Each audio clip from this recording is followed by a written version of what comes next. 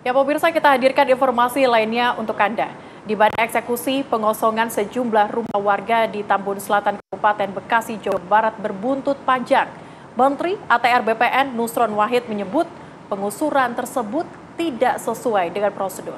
Selain itu, rumah yang kena gusur dalam sengketa lahan antara warga bernama Bibi Jamilah dengan Kayat ternyata bukanlah objek yang disengketakan.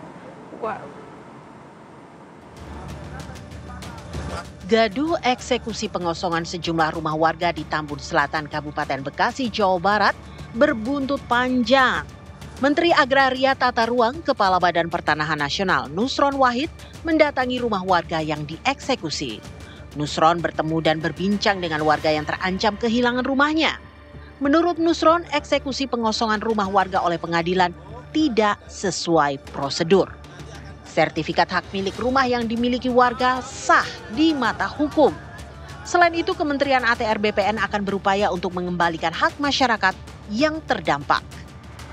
Nah, karena itu bagaimana Bapak sekalian, kami akan langkah selanjutnya akan kami koordinasi dengan Pengadilan Negeri Cikarang.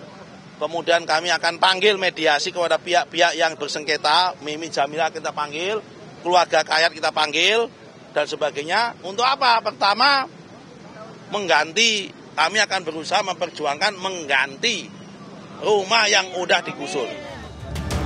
Warga yang menjadi korban penggusuran pun kini semakin lantang menyuarakan perlawanan mereka.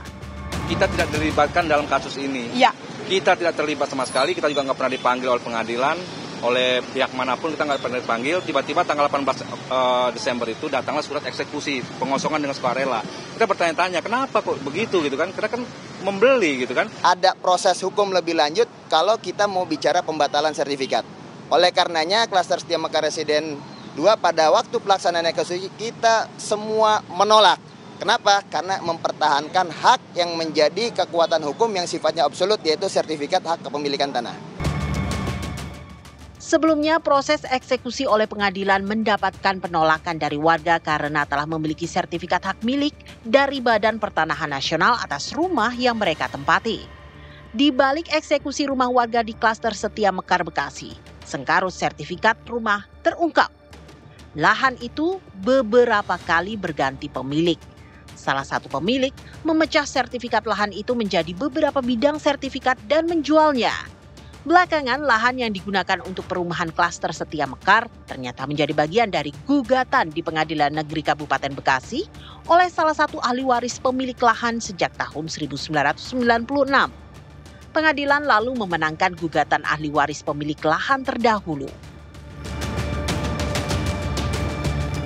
Jelas dinyatakan di Amar nomor 9 membatalkan pemecahan jual beli atas tanah sebagaimana tercantum dalam sertifikat hak milik nomor 325 Jatimulya dari tergugat 2 kepada tergugat 4 dan atau pihak-pihak lainnya sebagaimana tercantum dalam sertifikat hak milik nomor 704, 705, 706 dan 707 Setia Mekar Kecamatan Tambun Kabupaten Bekasi.